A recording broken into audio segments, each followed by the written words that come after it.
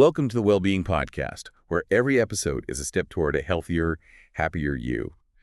Today, we're going to be diving deep into something that I think a lot of you are really interested in, and that is mindfulness and the power of the now. Absolutely. We have this amazing piece called Moving Deeply into the Now, Embracing the Present Moment. And it really does challenge how we think about everything. I mean, time, ourselves, Even reality. even reality itself. It starts off by saying, we shouldn't be seeking ourselves in the mind, which sounds a little paradoxical. It does, but I think so many of us, we define ourselves by our thoughts, our achievements, our past experiences. We get so entangled in those stories that we kind of lose sight of who we really are. So we're trapped instead of being freed by identifying with our thoughts. Exactly. So mindfulness is saying step back and observe without judgment. Yes. Just become a witness. Yeah, and there's a 2020 meta-analysis that showed that this kind of detached observation cultivated through mindfulness practices really does lead to improvements in self-awareness. Oh, wow. And it makes sense because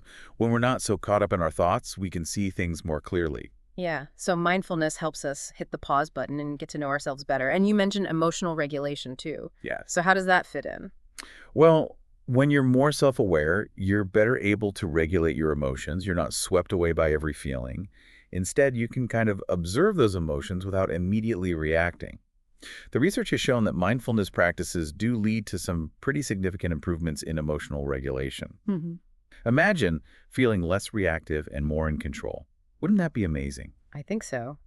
But this whole idea of escaping psychological time, as the source calls it, is really intriguing. I mean, time is always ticking. How do we just let go of it? Well, Oh. you don't stop time. But think about it this way. How much energy do we waste worrying about the future or dwelling on the past? Yeah. The present moment is the only moment where life actually unfolds. It's where we can experience joy, connect with others, make choices that align with our values. Yeah, I notice when I'm caught up in worry, it's like I'm missing out on the actual experience of life. Yes. And the source cites a study focusing on the present led to a 45% reduction in stress levels. Wow. What's interesting about this study is that they used a specific technique called mindful attention. It wasn't just relaxation. It was intentionally bringing your awareness to the present moment through the senses. Exactly. So it's not zoning out, but zoning in. Right. And the source suggests that mindfulness isn't just a tool for stress reduction, but actually a pathway to a deeper dimension of ourselves, even a spiritual one. Ooh, okay. Tell me more about how mindfulness connects to spirituality. Well, when we're constantly lost in thought, we're trapped in that ego. But when we cultivate mindfulness, we can step back and something bigger emerges. So we're connecting to something beyond ourselves. Exactly. There's actually some neuroscience research that backs this up.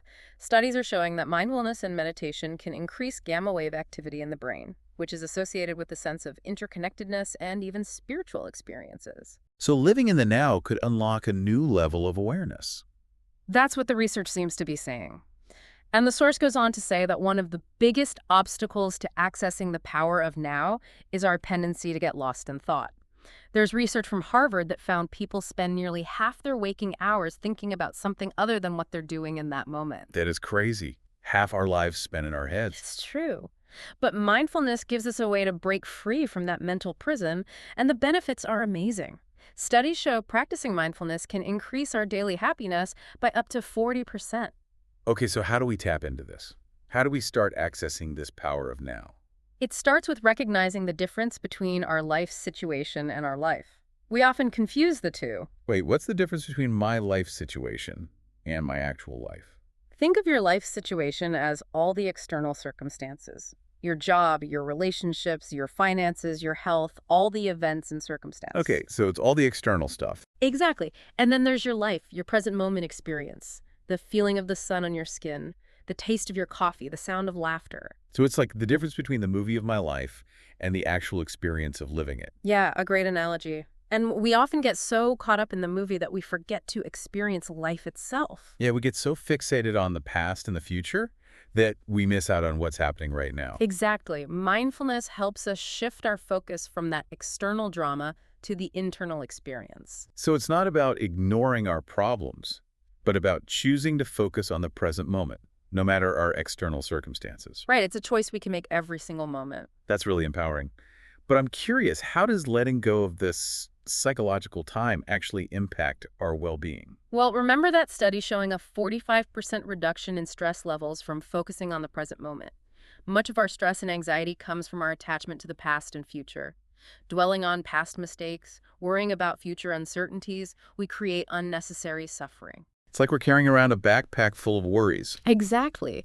Mindfulness helps us lighten that load. The past is gone, the future is uncertain. The only moment we have is now. Hmm. And when we embrace that, we free ourselves. So mindfulness is a key that unlocks the door to a more peaceful way of being. I have to admit, though, the source also makes some bold claims, like it says that negativity and suffering have their roots in time. I mean, isn't there negativity in the present moment, too? That's a good point, but while we can experience negative emotions in the present, the source argues that their intensity and duration are often amplified by our attachment to time. Can you give an example? Sure.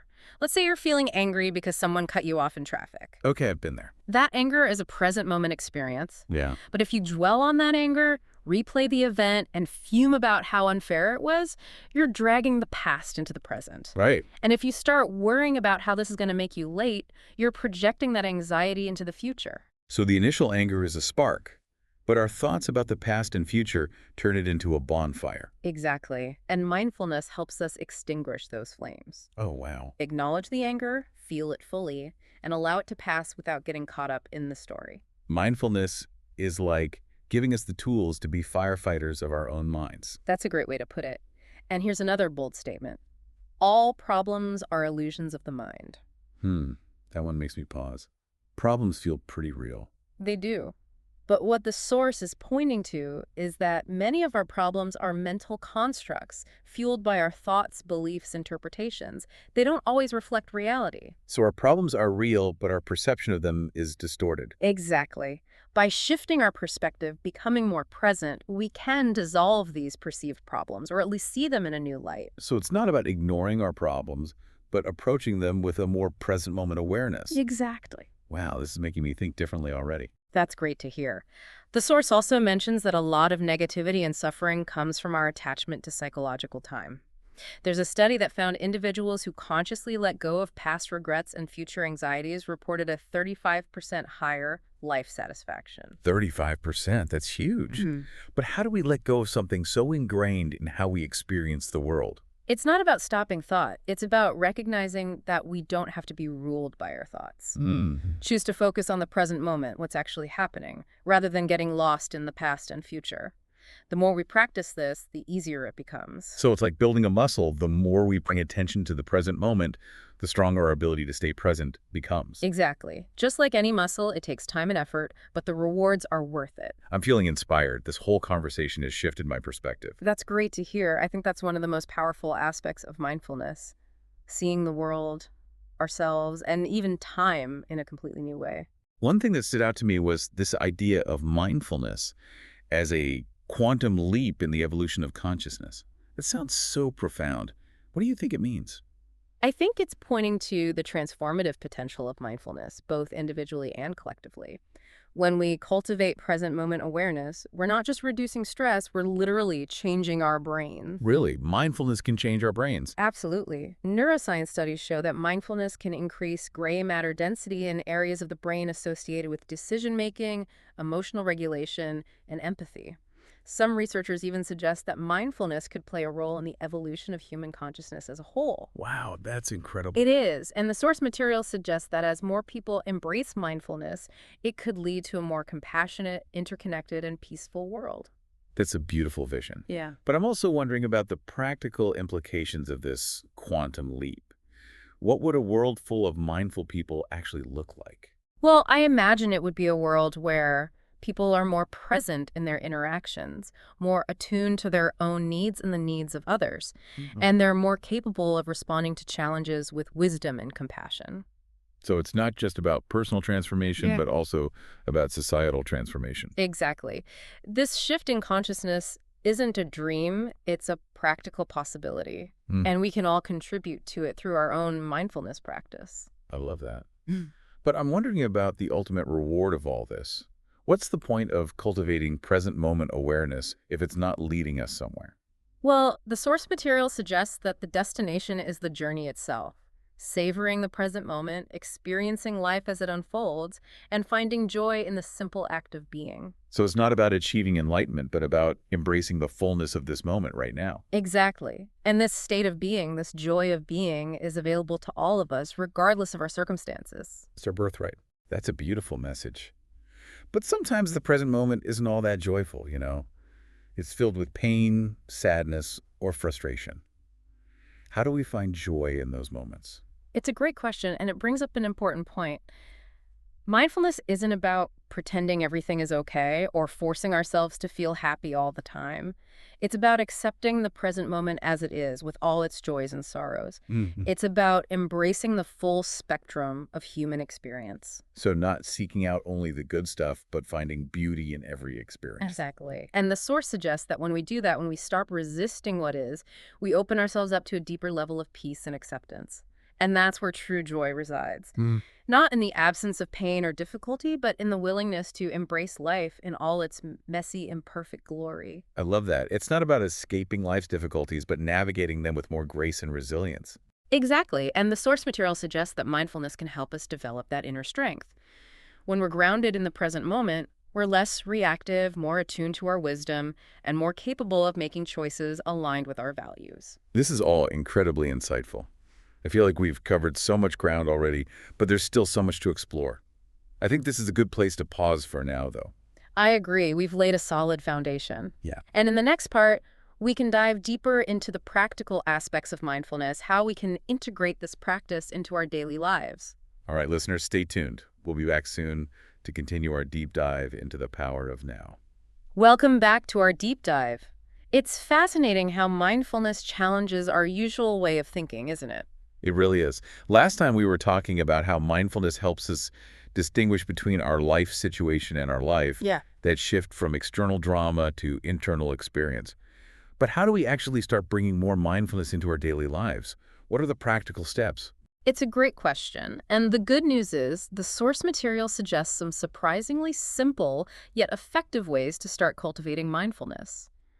One of them is to bring our attention to our senses. Wait, really? Just focusing on what we see, hear, touch, that's all it takes. It might sound basic, but think about it. How often do we move through the world on autopilot? We rush from task to task, lost in thought. Yeah, I'm definitely guilty of that. Especially during my morning commute. It's like I blink and I'm at work. No memory of the drive itself. Exactly. And that's where mindful attention to our senses comes in.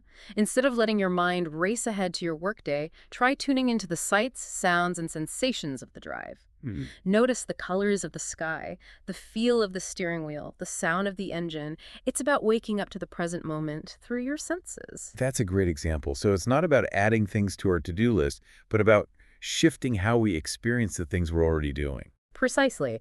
And the beauty of it is that it can be applied to any activity, brushing your teeth, eating your lunch, having a conversation. The source material even talks about mindful walking. It's not about getting somewhere, but about experiencing the act of walking itself. I like that it takes the pressure off. So it's not about achieving some kind of meditative state, but just about paying attention. But what about when our minds are racing with thoughts and worries? It feels impossible to focus on my senses when there's a mental storm brewing. It's a common challenge. The source material reminds us that we are not our thoughts. We have thoughts, but we don't have to identify with them or let them control us. Okay, but easier said than done, right? Yeah. How do we create that separation, that space between ourselves and the mental chatter? The source uses a great metaphor. It suggests imagining your thoughts as clouds passing by in the sky. You can observe them without getting caught up in them. Hmm. No need to judge them, analyze them, or push them away. Just notice them and let them go. So it's almost like acknowledging their presence without giving them permission to set up camp in my mind. Exactly. It's about shifting from being entangled in your thoughts to becoming an observer of them. And as you practice this, you'll find those thoughts have less power over you. Hmm. They might still be there, but they won't have the same ability to dictate your mood or behavior. That's a really helpful image. But what about those really persistent, sticky thoughts, the ones that keep coming back again and again, no matter how hard you try to let them go? The source material mentions a technique called labeling. Can you explain what that is? Sure. Labeling is a simple but effective technique for dealing with recurring thoughts. It's about recognizing the thought without getting caught up in its content. So instead of engaging in a mental debate with that nagging worry or replaying that embarrassing moment, you simply label it as thinking or worrying. So it's like putting a mental sticky note on it and moving on. Thinking, seen it, acknowledged it, not getting into it right now. Exactly. And by labeling it this way, you're creating some distance between yourself and the thought. You're acknowledging its presence without giving it power over you. Hmm. That's a really cool technique. I'm definitely going to try that. But I'm also wondering about the role of emotions in all of this. How does mindfulness help us deal with the whole spectrum of feelings? Joy, sadness, anger, fear. It can't be about just ignoring them, right? That's a great point. Mindfulness isn't about suppressing or denying our emotions. It's about learning to experience them fully without judgment or resistance. It's about becoming a compassionate observer of our own inner world. Okay, so it's similar to how we approach thoughts. We observe them without getting swept away. Mhm. But emotions feel so much more intense, so visceral than thoughts.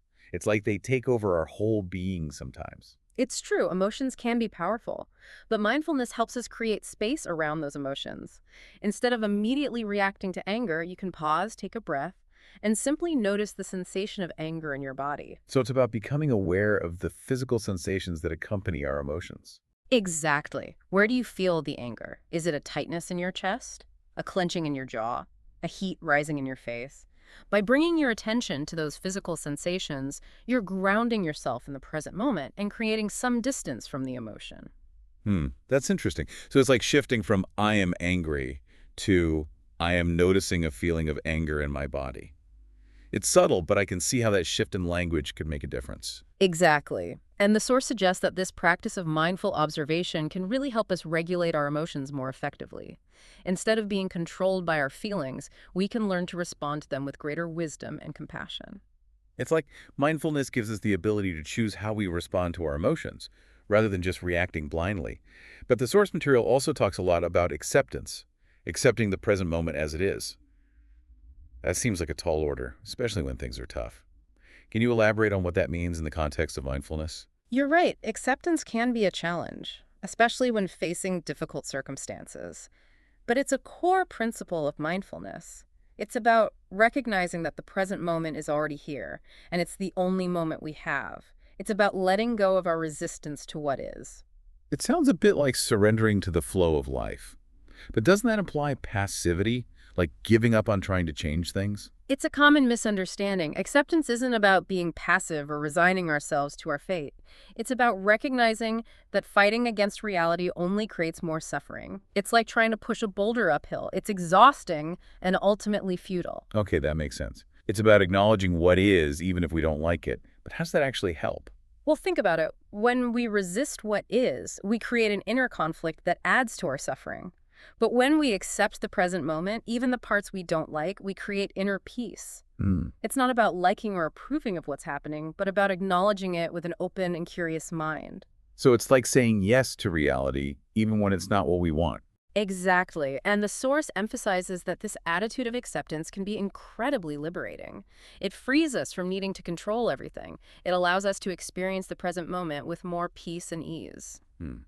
That's a beautiful message. It's like mindfulness teaches us to embrace life as it unfolds, with all its imperfections and challenges. Absolutely. And it's important to remember that acceptance isn't a one-time event. It's an ongoing practice. There will be moments when we fall back into resistance, when we fight against what is, and that's okay. Mindfulness isn't about being perfect. It's about noticing when we've strayed from acceptance and gently guiding ourselves back. I appreciate that reminder. It's not about berating ourselves for not being perfectly mindful all the time, but about cultivating a kind and gentle awareness of our inner experience. Exactly. And speaking of kindness and gentleness, the source material also emphasizes the importance of non-judgment in mindfulness practice. I've heard that term before, non-judgment, but I'm not sure I fully understand it. Can you explain it in the context of mindfulness? Of course, non-judgment is about becoming aware of our thoughts and emotions without labeling them as good or bad, right or wrong. It's about observing our inner experience with curiosity and openness rather than criticism or self-condemnation. So it's about suspending our inner critic, that voice that's always telling us we're not good enough, smart enough, doing enough. Precisely. And it's not about becoming emotionless or indifferent. It's about recognizing that thoughts and emotions are simply mental events and they don't define who we are. They're like waves on the ocean. They come and go, but the ocean remains vast and unchanging. I love that analogy. It's like Mhm. but mindfulness helps us see that we are the ocean, not the waves. Hmm. We are the vastness of awareness, not the transient thoughts and emotions that arise within us. Beautifully said.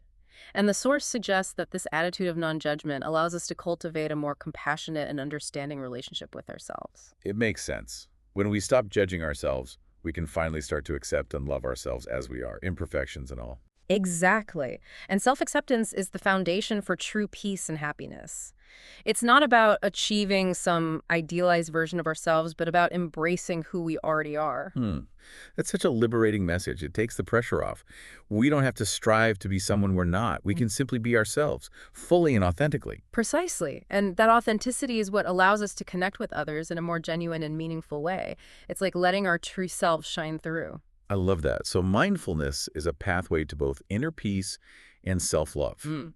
And those qualities naturally radiate outward and create more loving and fulfilling relationships. Absolutely. Even though the source material doesn't explicitly mention gratitude, I feel like there's a natural link between mindfulness and gratitude. I agree. It seems like when we're truly present, we naturally become more aware of the blessings in our lives, even the small ones. Exactly. Gratitude is an inherent quality of mindfulness. When we're not caught up in our thoughts and worries, we're more open to appreciating the beauty and goodness that surrounds us. We notice the warmth of the sun, the taste of our food, the kindness of a stranger. It's like mindfulness helps us shift our focus from what we lack to what we have. It's about savoring the abundance of the present moment rather than dwelling on the scarcity of our perceived deficiencies. That's a beautiful way to put it. And research shows that gratitude is a powerful antidote to negativity. It boosts our mood, strengthens our relationships, and enhances our overall well-being. That's incredible. So it's not just about being mindful, but also about being grateful. Yes, mindfulness and gratitude are two sides of the same coin. They both invite us to appreciate the richness of the present moment and to cultivate contentment and joy. Okay, I'm convinced. Mindfulness and gratitude, two powerful tools for a happier and more fulfilling life. But I'm also curious about the role of intention in mindfulness practice. The source material talks about the importance of choosing to be present. Can you elaborate on that? Of course, intention is a key element of mindfulness. It's about making a conscious choice to bring our attention to the present moment, rather than letting our minds wander aimlessly. So it's not just about passively observing what's happening, but actively engaging with the present moment. Like saying, okay, mind, let's focus on this right now. Exactly. And the source suggests that this intention, this conscious choice, is what distinguishes mindfulness from simply being lost in thought or Mhm. daydreaming. It's the difference between being swept away by the current and consciously choosing to swim in a particular direction. That's a great analogy. It's like we're taking ownership of our mental space and choosing to focus on what matters most, the present moment. But doesn't that take a lot of effort? Like, how do we stay intentional when our minds are so used to being on autopilot? It does take effort, but it gets easier with practice. It's like building a muscle. Correct. The more we exercise our intentionality muscle, the stronger it becomes.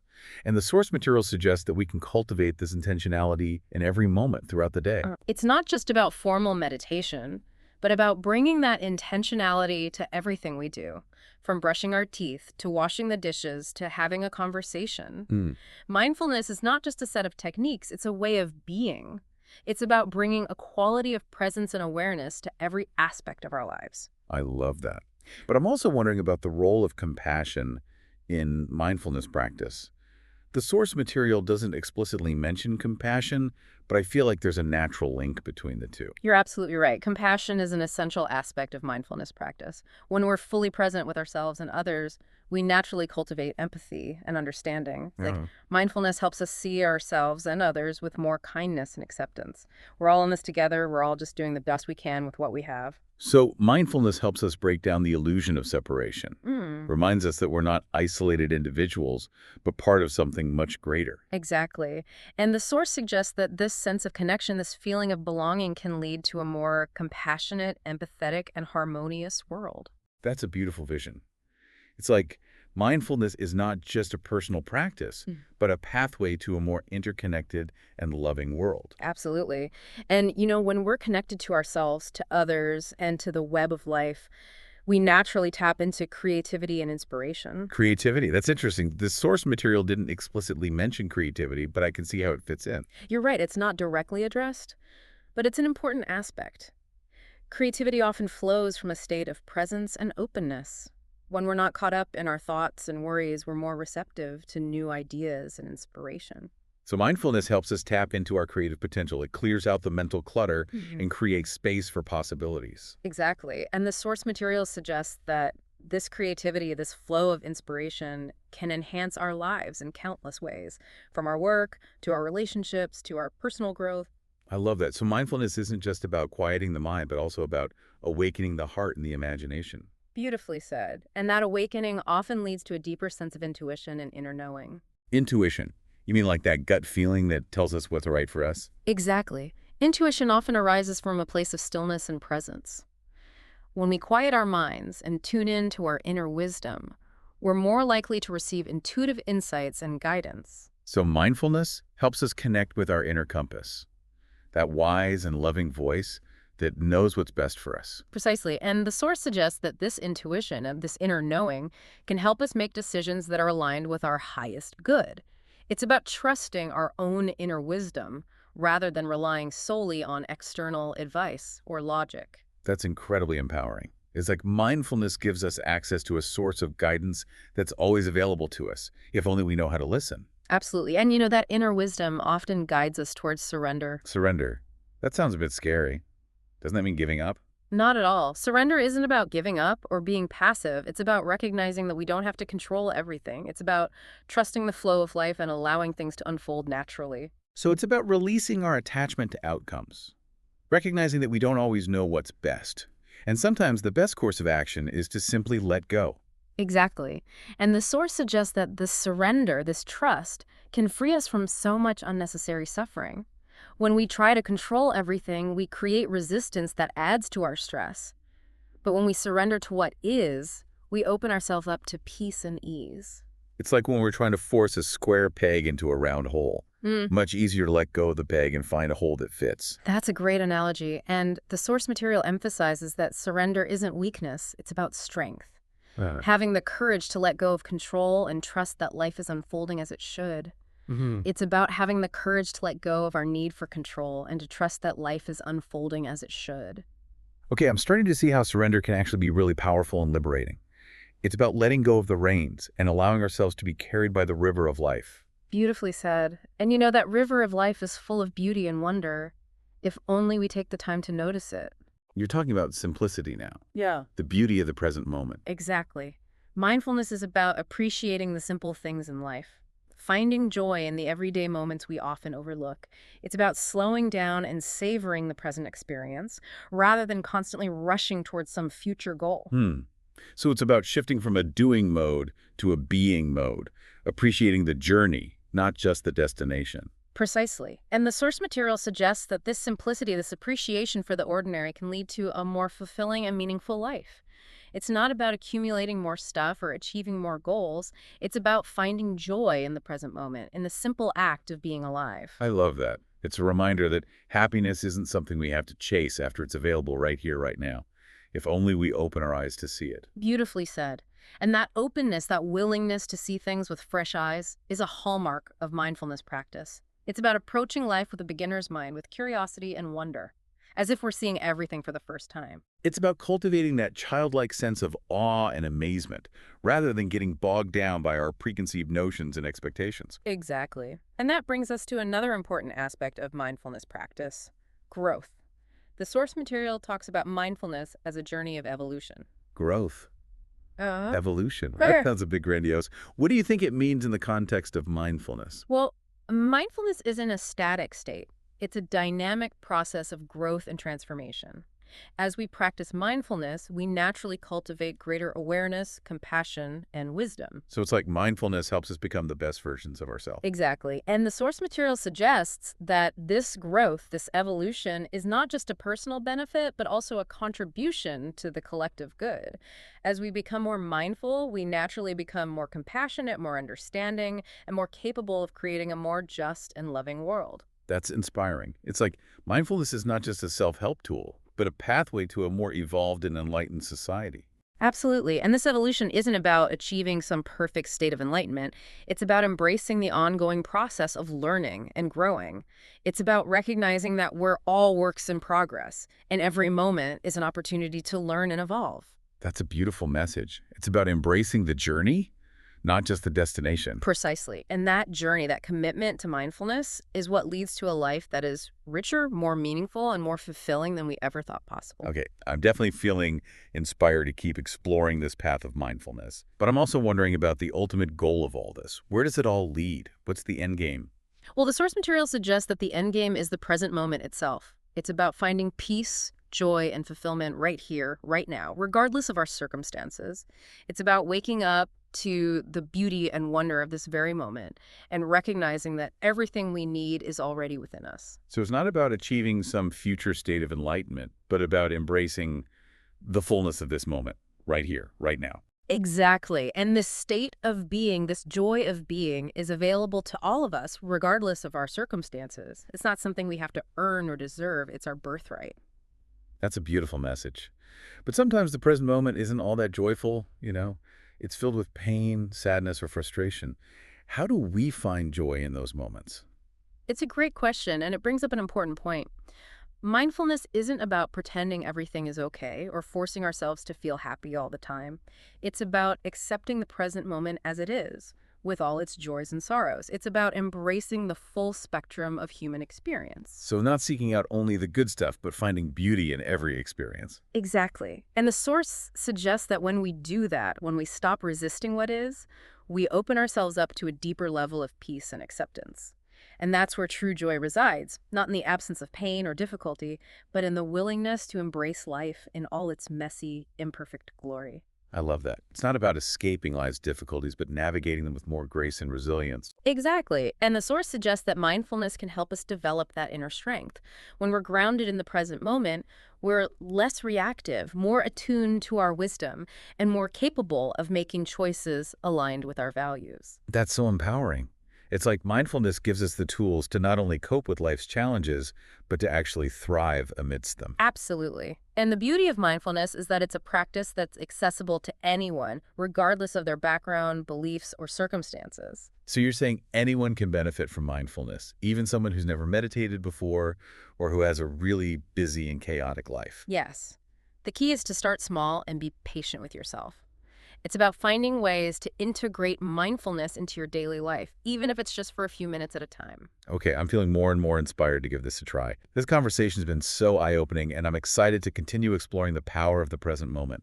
That's wonderful to hear. And remember, you're not alone on this journey. Millions of people around the world are discovering the transformative power of mindfulness, and there are countless resources available to support you along the way.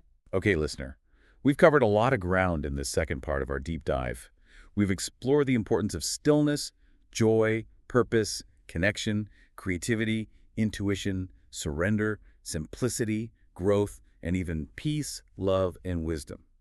It's like mindfulness is a gateway to a whole new way of being in the world. It is. And in the next part, we'll delve into the practical applications of mindfulness and how we can integrate this transformative practice into our daily lives.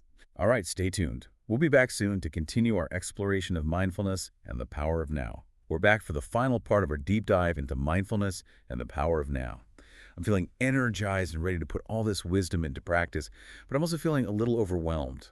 There's so many different aspects to mindfulness, and I'm not sure where to even begin. It's understandable to feel that way. Mindfulness can seem like a vast and complex topic, but the beauty is that it can be cultivated in so many different ways. You don't need to master every single technique or spend hours meditating every day to experience the benefits. The source material actually emphasizes starting small and finding practices that resonate with you. Okay, that's reassuring. So no pressure to become a Zen master overnight. Exactly. Mindfulness is a journey, not a destination. It's about cultivating a way of being, not achieving some kind of perfect state. And the source material even says that just a few minutes of mindful practice each day can make a real difference. Okay, phew, that takes the pressure off. But I'm still curious. What are some specific practices our listener can try? What are some actionable steps? Okay, let's get practical. One of the most foundational practices is mindful breathing. It's about bringing your full attention to the sensation of your breath as it flows in and out of your body. It might sound simple, but it's an incredibly powerful way to anchor yourself in the present moment. It does sound simple. Is there a right or wrong way to do it? Not really. The key is to find a comfortable position, sitting, lying down, or even standing, and just focus your attention on your breath. Notice the rise and fall of your abdomen, the coolness of the air as it enters your nostrils, the warmth of the air as it leaves your body. You can count your breaths, or just observe the natural rhythm. Hmm. I'm noticing, even as we're talking about this, I'm slowing down my own breathing and paying more attention to it. It's amazing how something so simple can be so calming. It really is. And the great thing about mindful breathing is you can do it anytime, anywhere. It's like having a portable meditation studio. Whether you're feeling stressed, anxious, or just need a moment of peace, you can always turn to your breath as an anchor.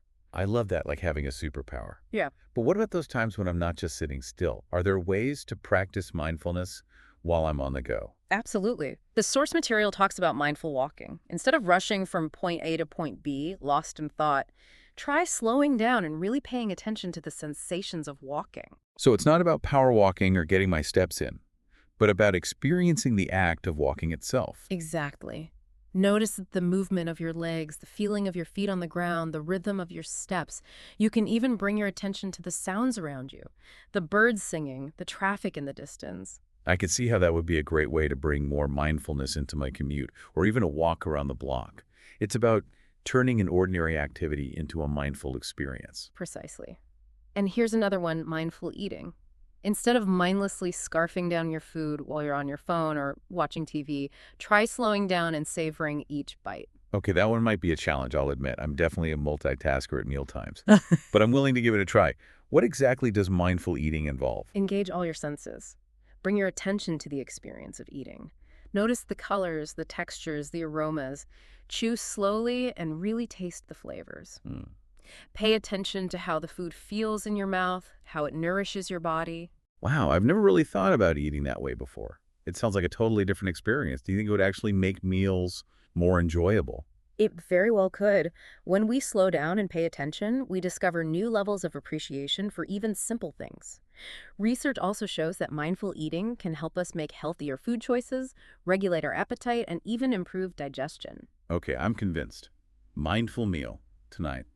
But what about interactions with other people? Can mindfulness help us be more present in our relationships too? Absolutely.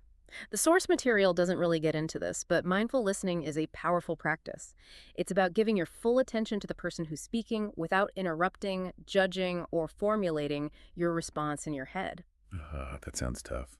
I know I'm often guilty of half listening, especially when I'm preoccupied with my own thoughts. We all do it. But mindful listening is about shifting from me to we. Put aside your own agenda and truly tune into the other person's perspective. So it's about being fully present with the other person, not just physically, but also mentally and emotionally. Exactly. And the beauty is it benefits both people. The listener feels heard and the speaker feels validated. It's a win-win. I love that. Mindful listening, adding that to my list. Before we move on, though, I want to go back to something you mentioned earlier about formal meditation. Do we need to meditate to experience the benefits of mindfulness? Formal meditation is great for cultivating mindfulness, but it's not the only way.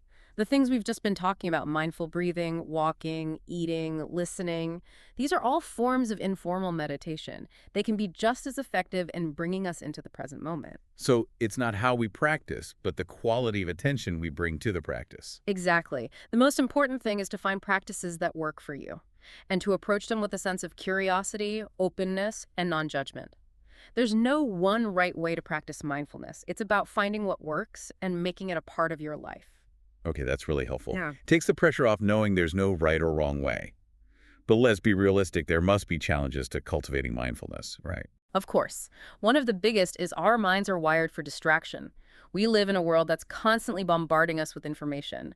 It's easy to get swept away. I know I struggle with that. Yeah. It's like my mind is a wild monkey swinging from thought to thought. How do we tame that monkey mind and bring it back to the present? The source material offers some great advice. Patience and self-compassion are key. It's not about berating yourself for getting distracted. It's about gently guiding your attention back to your anchor, whether that's your breath, your body, or a sound. So like training a puppy, it takes time and consistency. Exactly. Just like a puppy, there will be times your mind wanders off. The key is to simply notice it and gently redirect your attention back to the present moment. I appreciate that reminder. It's not about being perfect, but about being kind to ourselves when we get distracted. But besides distraction, are there other challenges? Definitely. Another common obstacle is resistance to the present moment.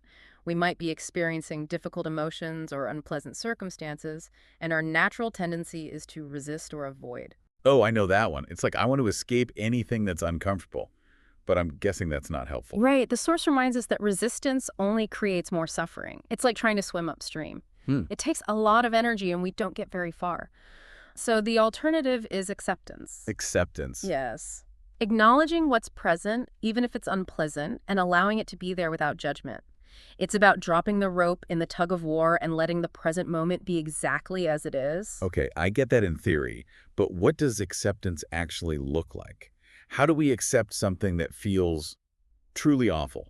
It's important to remember acceptance doesn't mean we have to like what's happening. It just means we acknowledge it with an open mind. Instead of pushing away the pain, we turn towards it with curiosity and compassion. So it's like saying yes to reality, even when it's painful. Exactly. And the source emphasizes this can be incredibly liberating. It frees us from the need to control everything and allows us to experience the present moment with more peace and ease. It's about recognizing that even in difficulty, there is still beauty, wisdom, and even joy to be found. That's a powerful message. So acceptance is the key to peace and freedom, even when things are tough. You got it. And one of the biggest obstacles to acceptance is self-judgment. We compare ourselves to others or to some ideal version of ourselves, and we feel inadequate or discouraged. And that makes it really hard to just embrace the present moment. Ugh, self-judgment. I know that one all too well. Yeah. It's like my inner critic is always ready to pounce whenever I make a mistake. Yeah, that inner critic can be tough. But the good news is we don't have to let it run the show. Yeah. We can cultivate self-compassion. Self-compassion. Is that like giving myself a pep talk? It can be. Yeah. But it's really about treating ourselves with kindness and understanding the same we would offer to a good friend. Recognizing we're all human, we all make mistakes. It's about offering ourselves forgiveness and grace. I love that. It's so easy to be hard on ourselves, but we don't have to be. We can choose to be our own best friend. Exactly. And the more we practice self-compassion, the more we can extend it to others too. It's a ripple effect. That's beautiful. So mindfulness isn't just about personal transformation, but also about creating a more compassionate world. Absolutely. And, all of this leads to some pretty amazing long-term benefits. Okay, tell me more about those long-term benefits. Mindfulness isn't a quick fix. It's a transformative practice that can lead to lasting change. Over time, mindfulness helps us develop greater self-awareness, emotional regulation, compassion, wisdom, and even a deeper sense of purpose. So mindfulness is a journey of self-discovery and growth. It's not just about feeling better, but about becoming more whole. Exactly. And the source emphasizes it's not a linear journey. There will be ups and downs, but the key is to keep practicing, to keep coming back to the present moment, and trust the path. It's about embracing the journey with all its twists and turns and knowing even the challenges are opportunities. Beautifully said. The source suggests this journey, this commitment to mindfulness, can lead to a life that is richer, more meaningful, and more fulfilling than we ever imagined. Wow, that's inspiring. It's like mindfulness gives us the tools to create a life that's aligned with our values, a life that's filled with peace and joy and purpose. Exactly. And the source material emphasizes that this mindful life is not a destination, but a way of traveling. It's about savoring each step, each moment, and appreciating the beauty of the journey itself. That's a beautiful way to wrap up our deep dive. I feel like we've explored so much, and yet we've only just begun to understand this amazing topic. I agree. Mindfulness is a lifelong journey of discovery, and I encourage our listener to keep exploring, to keep practicing, and to keep opening their hearts to the power of the present moment. Thanks so much for joining me on this deep dive. It's been an incredible journey. It was my pleasure. And to our listener, thank you for being here. Remember, mindfulness is a gift that is available to all of us right here, right now. The more we cultivate this awareness, the more we'll discover the peace, joy, and freedom within. That's a beautiful reminder. And with that, we'll wrap up this episode of The Deep Dive. Until next time, take care, stay inspired, and may you find peace and joy in the present moment.